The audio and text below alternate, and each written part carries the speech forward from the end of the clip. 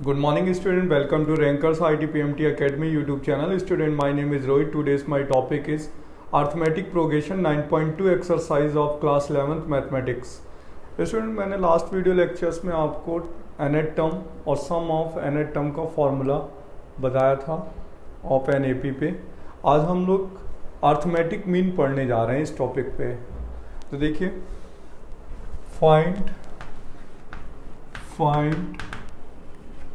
One arithmetic mean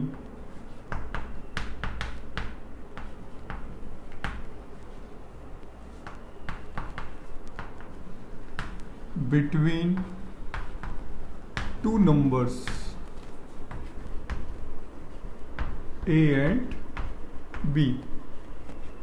देखिए, हमें कोई टू नंबर्स गिवन है, हमें उनके बीच में एक अर्थमेटिक मीन फाइंड करना है, वन अर्थमेटिक मीन। तो लेट करेंगे कि जो 1 am है, वन अर्थमेटिक मीन, उसको लेट कर लेते हैं स्टूडेंट कैपिटल ए। ठीक है, तो यहाँ पर हो जाएगा a comma capital A comma B are in A P. अब अर्थमेटिक मीन है तो AP में होगा।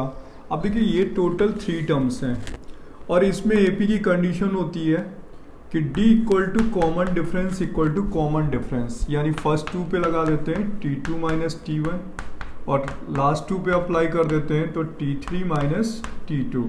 It means capital A minus A, B minus capital A, आप इधर ट्रांसफ़र कर लीजिए तो A plus B, A equal to हो जाएगा A प्लस B बाई 2। तो this is a formula of one arithmetic mean, ठीक है, of two numbers A and B। Example class 10th में भी थे NCERT में, अब 11th में भी इस पर बेस्ड क्वेश्चन है। जैसे फॉर द एग्जाम्पल है, find the value of K। ठीक है, when 2k plus 1 comma 3k plus 2 comma k plus 7 are in AP। ठीक है, तो देखिए यहाँ पर भी 3 टर्म्स हैं। हम 3 टर्म्स में AP की कंडीशन पे अर्थमेटिक मीन की कंडीशन पुट कर सकते हैं। देखिए, यहाँ पर इस टाइप के एग्जाम्पल पे भी हम सेम फॉर्मूला यूज़ कर सकते हैं। देखिए, दिस इज अर्थमेटिक मीन ले लेते हैं। ठीक है, ये अर्थमेटिक मीन अप्लाई कर लेते हैं तो यहाँ पर कितना हो जाएगा, फॉर्मूला यूज़ कर लेते हैं A equal to A plus B by 2, यानी 3k plus 2 equal to A की वैल्यू 2k plus 1 plus k plus 7 upon of 2, cross multiply कर लीजिए तो यहाँ वैल्यू हो जाएगी 6k plus 4, 3k plus 8। It means आ जाएगा 3k इक्वल टू 4, k की वैल्यू कितनी आ जाएगी 4/3 इज आंसर। बट इस टाइप के क्वेश्चंस में देखिए, मैं आपको बता देता हूँ स्टूडेंट, अगर आप RD करोगे और एग्जाम्पलर करोगे तो इस टॉपिक पर बेस्ड ट्रिग्नोमेट्री क्वेश्चंस भी होते हैं, लॉगरिथम फंक्शन के भी क्वेश्चन होते हैं। अब देखिए, 3 लॉग के टर्म गिवन होंगे, लॉग के 3 टर्म्स गिवन होंगे और फाइंड बोल देगा कि लॉग के 3 टर्म्स आर इन AP, तो आप कंडीशन अप्लाई कर सकते हैं 3 टर्म्स में। लॉग में भी हो सकते हैं, ट्रिग्नोमेट्री में भी हो सकते हैं। तो ट्रिग्नोमेट्री में होगा तो x की वैल्यू एंगल फाइंड करने के लिए बोलेगा, लॉग में होगा तब भी कंडीशन फाइंड करने के लिए बोलेगा x के। तो लॉगरिथम एंड ट्रिग्नोमेट्री के भी क्वेश्चंस इस मेथड पे हम सॉल्व कर सकते हैं। ठीक है, अब देखिए NCERT में क्वेश्चन गिवन है,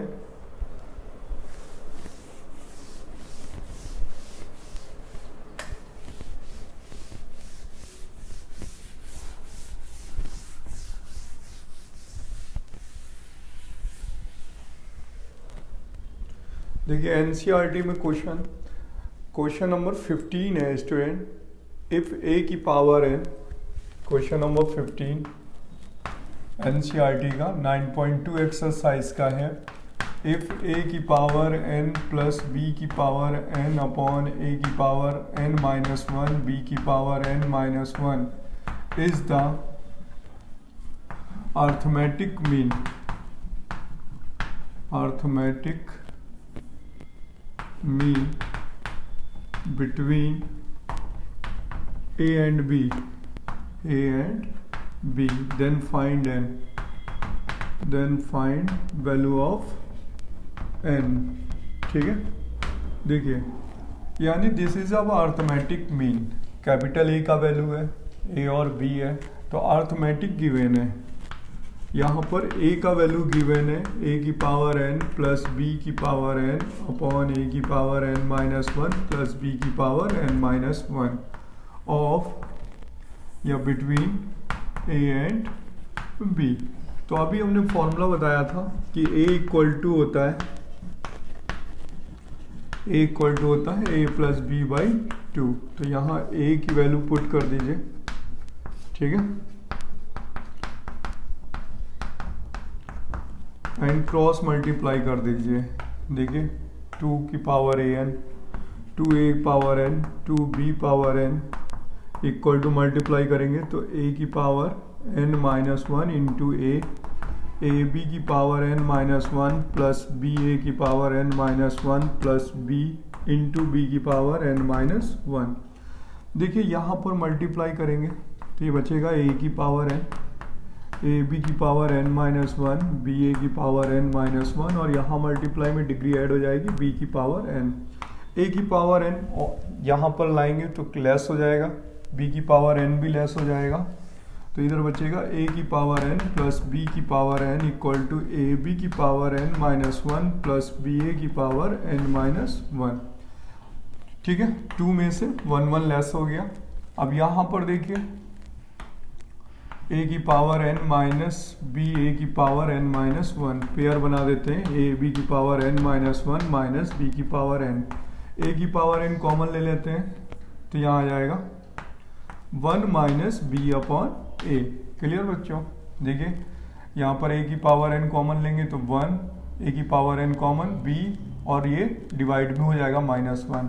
इसी तरीके से b की पावर n कॉमन लेंगे तो a upon B minus one हो जाएगा।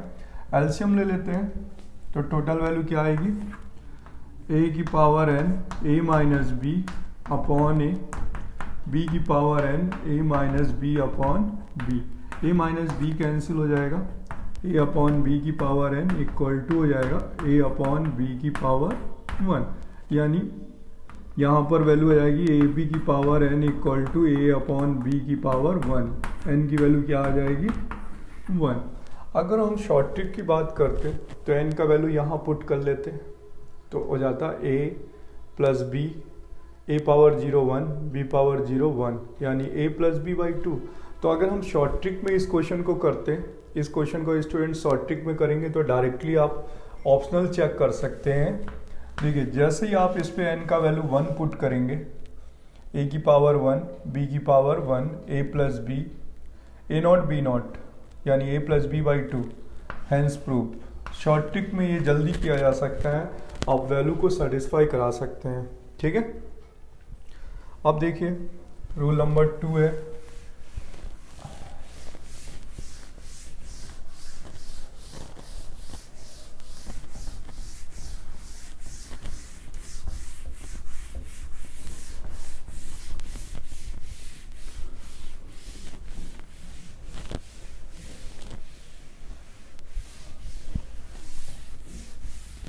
देखिए स्टूडेंट नेक्स्ट टॉपिक है इसी पर, अर्थमेटिक मीन में फाइंड, केस भी है, फाइंड एन अर्थमेटिक मीन। ठीक है, अर्थमेटिक मीन कितने फाइंड करने हैं, एन। पिछले केस में सिर्फ एक था। Find an arithmetic means between two numbers a and b। ठीक है, तो देखिए लेट कर लिया कि a1 a2 a3 a4 dot dot dash an are n arithmetic mean, n arithmetic means. ठीक है, तो यहाँ पर हम लिखेंगे स्टूडेंट ए और यहाँ पर लिखेंगे B, right. A and B के बीच में कितने अर्थमेटिक मीन्स लेने हैं? A1, A2, A3, A4 dash AN। तो देखिए ये जो अर्थमेटिक मीन है ये n अर्थमेटिक मीन है, ठीक है। उस पर एक और ऐड करें तो n+1, देखिए ये वैल्यू ऐड करेंगे तो n+1 हो जाएगा, और एक और ऐड करेंगे तो टोटल कितने हो जाएंगे? n+2। देखिए आप देखिए यहाँ पर n अर्थमेटिक मीन है, इसमें एक और नंबर ऐड करेंगे तो n+1 हो जाएगा, और इसके बाद एक और नंबर b ऐड करेंगे तो टोटल टर्म्स कितने हो जाएंगे? n+2। देखिए n तो अर्थमेटिक मीन हुए, n अर्थमेटिक मीन है, और 2 और नंबर ऐड कर दीजिए तो टोटल कितने हो जाएंगे? n+2, क्योंकि a एंड b को ऐड करेंगे n पे तो फाइनल हो जाएगा n+2। तो यहाँ पर लिखा जाएगा total number of terms, total numbers of terms जो होंगे सीरीज में वो n+2 होंगे, और n+2th टर्म, n+2th टर्म जो होगा वो b होगा। देखिए ना n+2th term b, last term total terms n+2 and last term n+2th term. और इसमें AP का फॉर्मूला होता है a+n+2 - 1 into D equal to B. n+1 d equal to क्या होगा? b माइनस ए, डी की वैल्यू आ गई b minus A upon n+1। तो this is a formula of common difference, this is a formula of common difference. देखिए question NCERT में given है, समझिएगा 1 और 31 के बीच में, 1 और 31 के बीच में m अर्थमेटिक मीन है, तो यहाँ पर a की वैल्यू 1 हो गई, b की वैल्यू 31 हो गई, और m अर्थमेटिक मीन है तो n की वैल्यू m हो गई।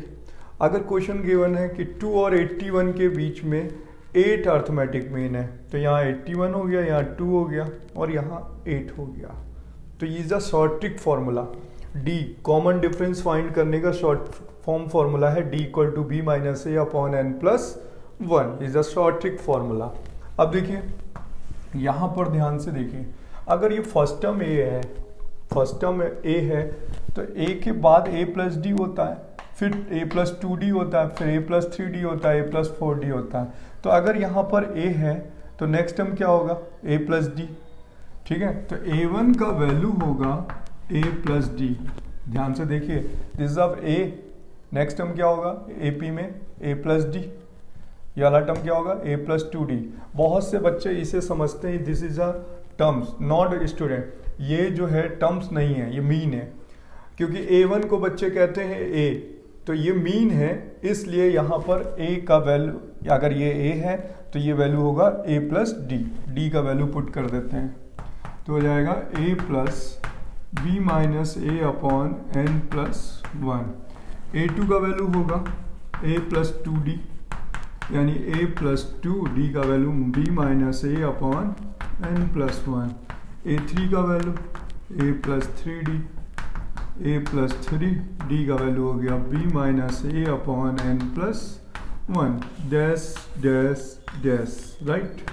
an का वैल्यू आ जाएगा a+nd, ठीक है, an nth अर्थमेटिक मीन, यानी a+n b minus A upon n+1। तो अगर हम इस फॉर्मूले से directly any arithmetic mean find कर सकते हैं। सपोज दैट a8 बोलता कि find the 8th arithmetic mean, तो a8 होता a+8d। अगर बोलता 10th अर्थमेटिक मीन फाइंड करिए तो a10 होगा, और a10 की वैल्यू होगी a+10d, राइट।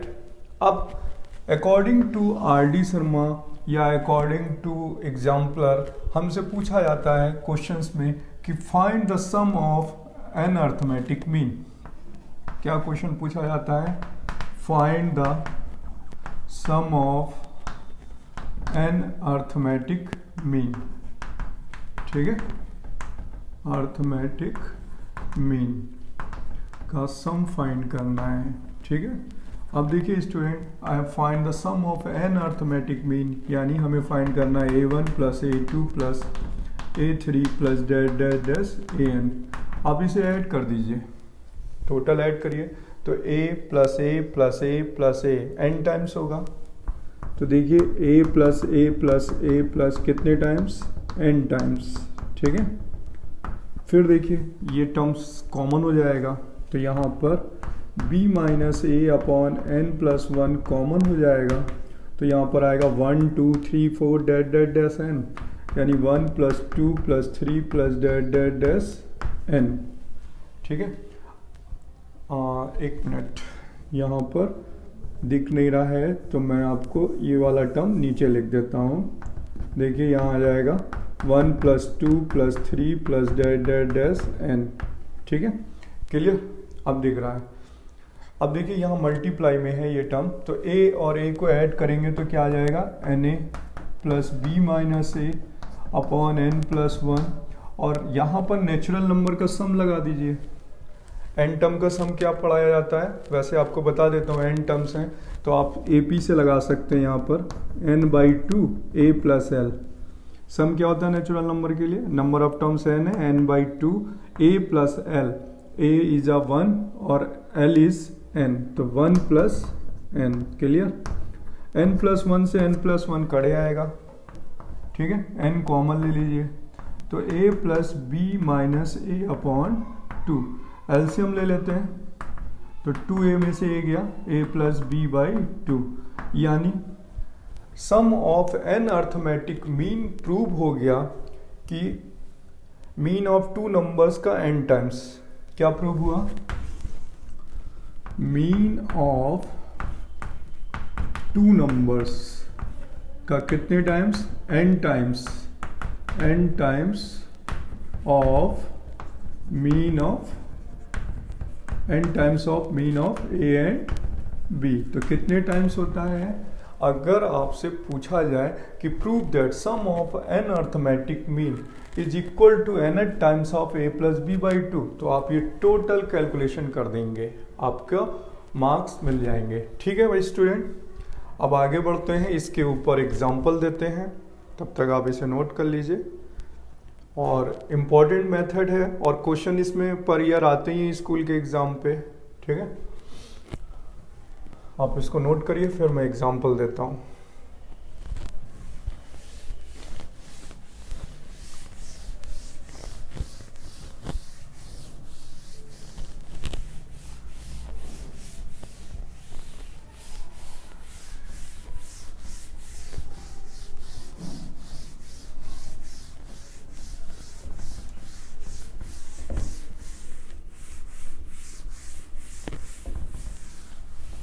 देखिए एग्जाम्पल के लिए क्वेश्चन नंबर एनसीईआरटी का है,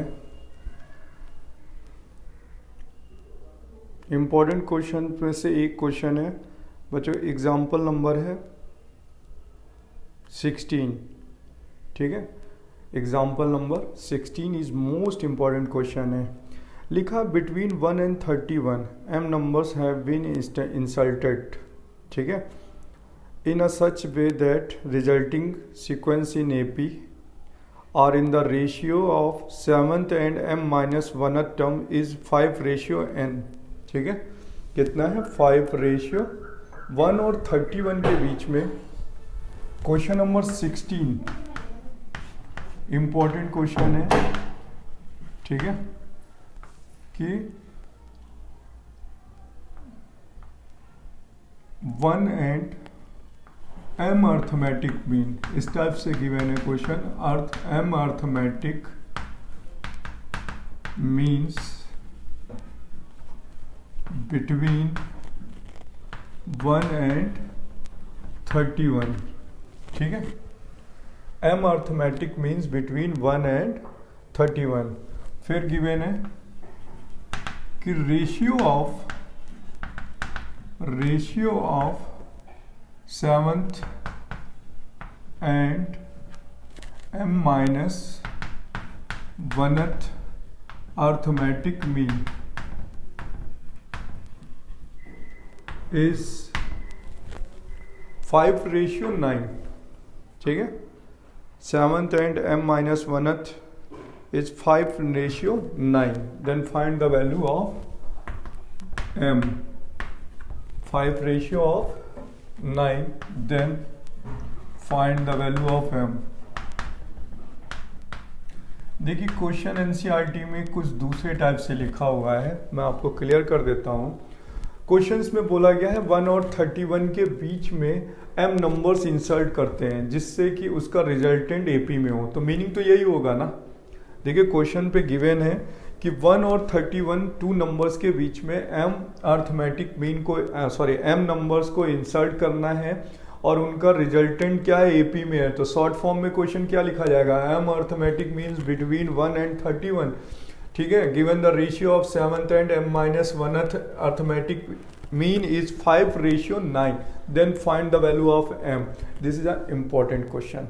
ये इंपॉर्टेंट क्वेश्चनों में से एक क्वेश्चन है। इसी टाइप का क्वेश्चन स्कूलिंग एग्जाम पे पूछे जाते हैं। देखिए सबसे पहले हमें यहाँ पर 1 गिवन है और यहाँ पर 31 गिवन है और इसके बीच में कितने अर्थमेटिक मीन्स लेने हैं, m, यानी a1 a2 ठीक है a3 dash m arithmetic mean हो गए। क्लियर। मैंने आप लोगों को शॉर्ट ट्रिक पढ़ाई थी ना। शॉर्ट ट्रिक में क्या पढ़ाया था, d = b - a/n+1। तो b की जगह पे 31 है, a की जगह 1 है, n की जगह पर m है। तो आंसर d का वैल्यू कितना आ गया, m+1 आ गया। क्लियर। अभी मैंने आपको बताया था d = b - a/n+1, वही फॉर्मूला यूज कर दिया। Is b is 31, a is 1। अब a7 फाइंड करना है, 7 अर्थमेटिक मीन यानी a + 7d। बहुत से बच्चों को कंफ्यूजन होता है कि इज 6d, तो वो होता है टर्म्स। ये है 7th मीन। 7th मीन और 7 टर्म में डिफरेंस है। बिकॉज देखिए ये देखिए 1 है तो ये 1 + d होगा, ये 1 + 2d होगा, 1 + 3d होगा। तो a3 पे क्या आ रहा है, a + 3d, 1 + 3d आ रहा है। तो a7 पे क्या आएगा, a + 7d। अब a का वैल्यू 1 है 7, d का वैल्यू 30/m+1। एलसीएम ले लेते हैं। a7 की वैल्यू आ जाएगी m+1 + 210/m+1। It means m+211, ठीक है, m+1। एंड am-1th यानी a + m-1 × d, यानी 1 + m-1। d का वैल्यू है 30/m+1। एलसीएम ले लेते हैं यहाँ पर। m+1 + 30m - 30 यानी हो जाएगा 31m - 29/m+1, am-1। अब इन दोनों का रेशियो गिवन है 5:9, ठीक है, यानी हमें गिवन है a7/am-1 = 5/9। ठीक है, a7 की वैल्यू ये रही m+211/m+1, ठीक है, upon 31m - 29m m+1 is a cancel 5/9। Cross multiply करेंगे, ठीक है, तो 9m + 9 9 18, ठीक है, 5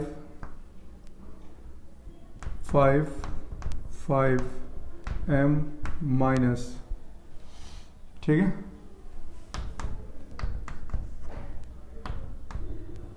145। अब ट्रांसफर करिए इधर तो ये आ जाएगा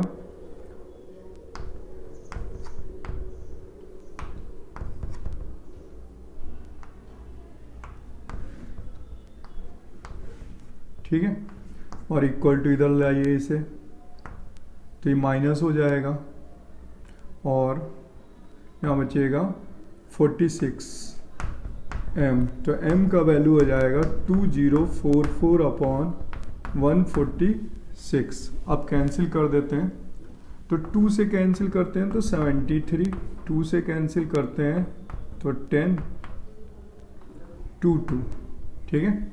अब देखिए ये किससे कैंसिल हो सकता है, 7 3 से ही कैंसिल हो सकता है, ठीक है। डिवाइड कर देते हैं एक बार 73 से 1022, तो जाएगा 1 टाइम्स 7 3,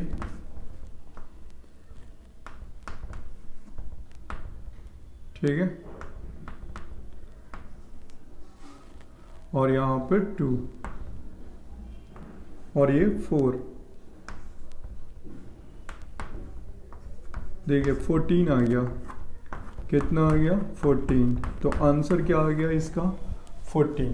कैलकुलेशन करनी पड़ गई थोड़ी सी, ठीक है। तो this answer is question number 16, answer is 14। Clear? Here is answer, ठीक है। अब हम लोग इसी में एक और क्वेश्चन है एनसीईआरटी के अकॉर्डिंग, क्वेश्चन नंबर है 14। लिखा find insert 5 numbers between 8 and 26 such that the resulting sequence in AP, ठीक है। क्वेश्चन नंबर 14 की बात कर रहे हैं। देखिए क्वेश्चन नंबर 14 में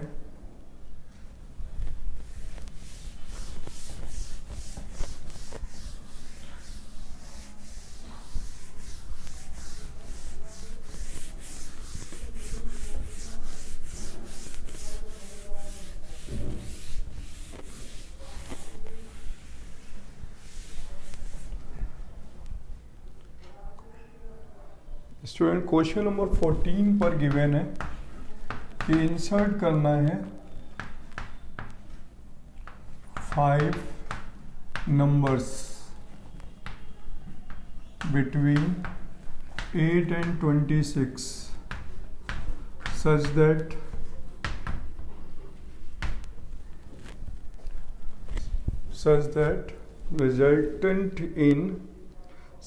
resulting sequence in AP, such that resulting sequence in AP। तो देखिए यहाँ पर 5 नंबर्स इंसर्ट करने हैं, ठीक है, 8 and 26 के बिटवीन पर, A1 A2, ठीक है, A3 A4 A5। तो ये टोटल 5 हो गए और ये 6 और ये 7। D का फॉर्मूला था B minus A upon N plus 1 is a formula of common difference. B का वैल्यू 26 माइनस 8 अपॉन 5, तो 5 प्लस 1 18/6 यानी 3। अब देखिए A1 क्या होगा? A plus D। A का वैल्यू कितना है? 8 प्लस 3 11। A2 कितना होगा? A प्लस 2D यानी 8 प्लस 3, D का वैल्यू 3, ठीक है। D का वैल्यू सॉरी यहाँ 2 है, 2 3 6 और 8 14। A3 कितना होगा? A प्लस 3D यानी 8 प्लस 3 इंटू 3 9 और 8 17, ठीक है। A4 क्या होगा? A प्लस 4D यानी 8 प्लस 4 इंटू 3 20 और A5 का वैल्यू होगा A प्लस 5D यानी 8 प्लस 5 इंटू 3 23। देखिए रिजल्टिंग सीरीज जो है वो AP में आ गई।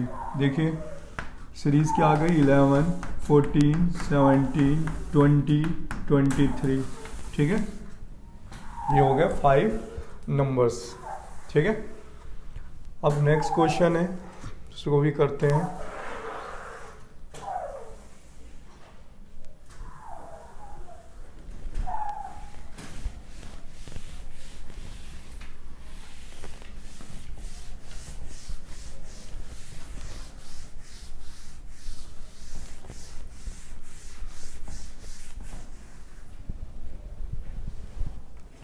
नेक्स्ट क्वेश्चन है क्वेश्चन नंबर 18। 17 आप सेल्फ ट्राई कर लीजिएगा। 17 में ऐसा कोई प्रॉब्लम नहीं है, वो इजी है, इंस्टॉलमेंट फाइंड करनी है। Question number 18 is most important question और इसमें बच्चों को डाउट रहता है कि आंसर क्या लिखा जाएगा।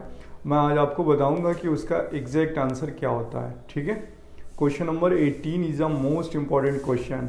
आधे से ज़्यादा बच्चों को ये नहीं पता चलता कि आंसर क्या सिलेक्ट किया जाएगा। ठीक है, क्वेश्चन नंबर 18 में लिखा the difference between any two conjugative interior angles. ठीक है, देखिए question number 18 is a most important question. The difference between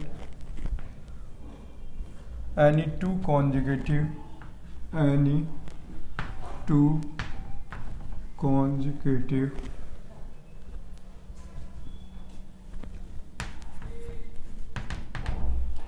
numbers, conjugative interior angle है, sorry, interior angles of a polygon is 5 degree if the smallest angle is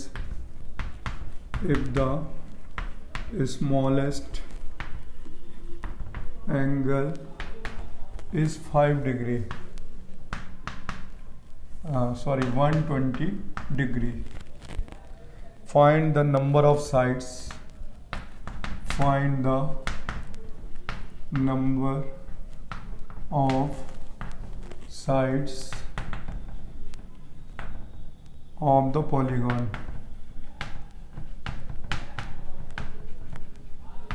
देखिए हमें number of sides find करनी है और ये important क्वेश्चनों में से एक है। जितना अर्थमेटिक मीन इंपॉर्टेंट है, एक क्वेश्चन अर्थमेटिक मीन का भी ये पूछा जाता है student, one question arithmetic mean का, और दिस इज देखिए एपी है, एपी में 5-7 क्वेश्चन ही इंपॉर्टेंट है एनसीईआरटी के अकॉर्डिंग। अगर आप इसमें से प्रैक्टिस कर लेते हैं, ये क्वेश्चन आपको ब्रेन आईक्यू लेवल का क्वेश्चन है और इसमें प्रॉब्लम होती है स्टूडेंट को कि आंसर, देखिए इसके 2 आंसर आने वाले हैं, उसमें से एक सिलेक्ट होगा एक नेग्लेक्ट होगा, और जो सिलेक्ट होगा उसका रीजन पूछा जाएगा, अनसिलेक्टेड का भी रीजन पूछा जाएगा, वो बच्चों को नहीं पता चलता। देखिए यहाँ पर लिखा है कि find the number of sides of the polygon, तो यहाँ पर हम लेट करते हैं, let the number of sides of the polygon, ठीक है, n। ठीक है, अब यहाँ पर स्मॉलेस्ट कॉमन डिफरेंस दिया हुआ है, d की वैल्यू 5 डिग्री और स्मॉलेस्ट एंगल गिवन है। तो स्मॉलेस्ट एंगल, सबसे स्मॉलेस्ट अगर हम बात करें तो स्मॉलेस्ट तो a हो जाएगा, स्मॉलेस्ट एंगल a हो जाएगा और a की वैल्यू है 120 डिग्री, क्योंकि in the difference of conjugative interior angles of this one. तो क्योंकि यहाँ पर हम यूज़ करेंगे कि अगर ये a है, ठीक है, तो AP में तो कंडीशन दे ही नहीं रखी है ना, अर्थमेटिक मीन गिवन है, तो अगर हमारे पास यहाँ पर डिफरेंस दे रखा है ना, तो difference between 2 conjugative interior angle, तो यहाँ पर देखिए सबसे पहले बात तो ये डिफरेंस है 2 एंगल्स का। ठीक है, तो अगर स्मॉलेस्ट एंगल है, ये कोई एक एंगल है जिसकी वैल्यू कितनी है, तो नेक्स्ट एंगल कितना होगा, सेकेंड एंगल कितना होगा पॉलीगॉन का, सेकेंड एंगल होगा 120 + 5 यानी 125 डिग्री। ठीक है, थर्ड एंगल क्या होगा, थर्ड एंगल होगा 125 + 5 यानी 130। ठीक है, फोर्थ वाला एंगल क्या होगा, फोर्थ एंगल होगा 130 + 5 यानी 135।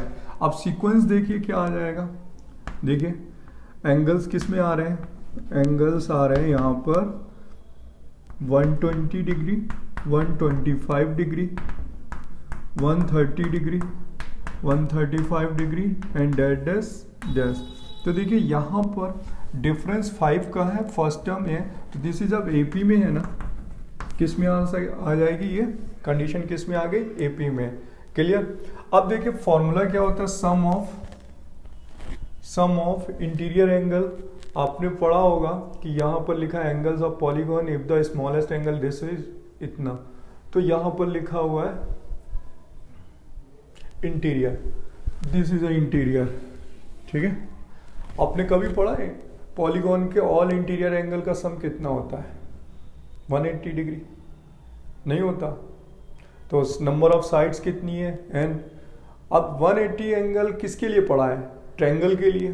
तो यहाँ पर पॉलीगॉन गिवन है, तो पॉलीगॉन के लिए सम ऑफ ऑल इंटीरियर एंगल का फॉर्मूला होता है सम ऑफ ऑल इंटीरियर, ठीक है, इंटीरियर एंगल, जिसका फॉर्मूला आप पढ़ते हैं n-2 इंटू 180, ठीक है, इक्वल टू, अब ये एपी में है सारी एंगल्स, तो एपी में फॉर्मूला सम का फॉर्मूला क्या होगा? n/2 2a plus n-1 into D. Clear? तो n is number of sides, तो यहाँ n-2 होगा, 180 होगा, n/2, a is the first term, first term कितना है? 120, तो यहाँ आ जाएगा 240 प्लस n-1, d का वैल्यू 5 डिग्री।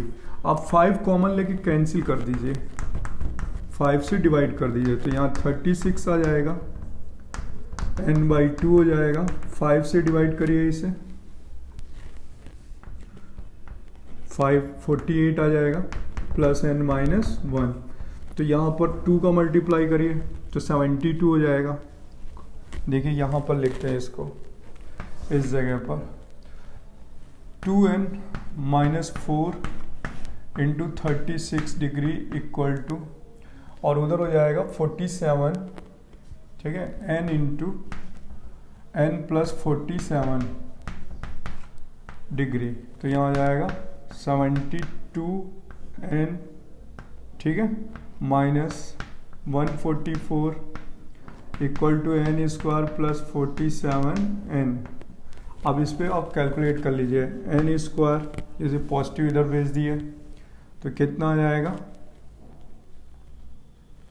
माइनस का 25n plus 144 equal to 0, factor हो जाएंगे 16n माइनस का 9n plus 144 equal to 0, n common, n-16, ठीक है, n-16, क्लियर? और यहाँ हो जाएगा -9 n-16, ठीक है, इक्वल टू 0, तो n-16 और n-9 इक्वल टू 0, तो n की वैल्यू 9 भी आ गई और 16 भी आ गई। अब मैंने बताया था इन दोनों में से कोई एक ही आंसर सेलेक्ट होगा, तो मैं आपको बता देता हूँ। देखिए n की वैल्यू 9 हो आंसर होगा, n की वैल्यू 16 जो होगा वो नॉट पॉसिबल होगा, ठीक है, नॉट पॉसिबल होगा, और n की वैल्यू 9 आंसर होगा, ठीक है। अब रीजन कौन बताएगा कि ये पॉसिबल क्यों नहीं है ना, n की वैल्यू 16 नॉट पॉसिबल, ठीक है। तो आंसर में क्या लिखा जाएगा? n equal to 9। अब मैं आपको बताता हूँ इसका रीजन क्या है। अगर हम n की वैल्यू 16 ले लेते हैं, ठीक है, n की वैल्यू 16, तो इसको वैल्यू पुट करिएगा यहां पर,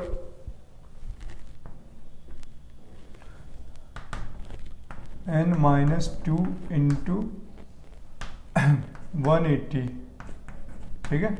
तो यहाँ पर हो जाएगा n का वैल्यू 16 - 2 इंटू 180, तो यहाँ आ जाएगा 14 इंटू 180, ठीक है। मतलब आपने पढ़ा है कि पॉलीगॉन का कोई भी एंगल 180 से बड़ा नहीं हो सकता। हो सकता है क्या? पॉलीगॉन का कोई भी एंगल 180 से ग्रेटर देन नहीं हो सकता। तो क्या रीजन हम लोग देंगे, ठीक है। पॉलीगॉन का भी कोई भी एंगल का जो सम है वो 180 से ज़्यादा नहीं हो सकता, इसलिए ये रीजन है। अब मैं आपको इसका रीजन लिखता हूँ, तब तक आप नोट करिए, ठीक है। इसका रीजन लिख देता हूँ।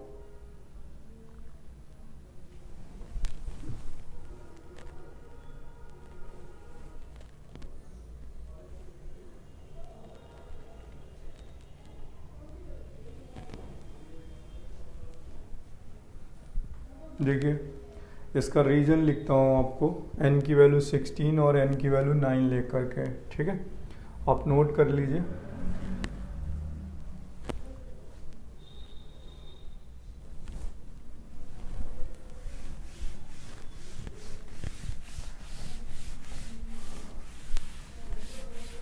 देखिए अगर आपने व्हेन n की वैल्यू 16 ले ली, क्या ले लिया, n की वैल्यू 16, तो ये आएगा a16 और a16 होगा a प्लस 15d। a का वैल्यू है फर्स्ट टर्म कितना था इसका 120 प्लस 5, d का वैल्यू कितना है 5, तो जाएगा 120 प्लस, ठीक है, और ये जाएगा 195। और देखिए ये कह रहा है कि a16 जो है वो 195 डिग्री है, this is greater than 180 degree, यानी a16 जो है a16, क्योंकि टोटल ये कह रहा है कि पॉलीगॉन की साइड्स कितनी होंगी, पॉलीगॉन की साइड्स कितनी होंगी 16, ये कह रहा पॉलीगॉन की साइड्स कितनी होंगी 9, तो जैसे हम पॉलीगॉन की साइड 16 लेंगे तो एंगल का सम कितना होगा a plus 15d, 120 degree plus 15 into 5 यानी 195 डिग्री, और ये वैल्यू 180 से ग्रेटर हो रही है, और इंटीरियर एंगल का जो सम होता है वो 180 जैसे ज़्यादा पॉसिबल नहीं है। तो because sum of interior angle is not greater than 180, समझ में आया, ठीक है। और अगर हम n की वैल्यू 9 लेंगे तो यहाँ हो जाएगा a प्लस 9d और उसका सम 180 से क्या आएगा कम, इसलिए आंसर क्या होगा a9, मतलब n की वैल्यू क्या होगी 9। क्लियर, ठीक है बच्चों। अब आपकी एपी जो एनसीईआरटी के अकॉर्डिंग एपी के क्वेश्चंस हैं वो एनसीईआरटी के हो गए। अब हम नेक्स्ट वीडियो लेक्चर्स में पढ़ेंगे ज्योमेट्रिकल प्रोग्रेशन, फिर पढ़ेंगे स्पेशल सीरीज, ठीक है बच्चों।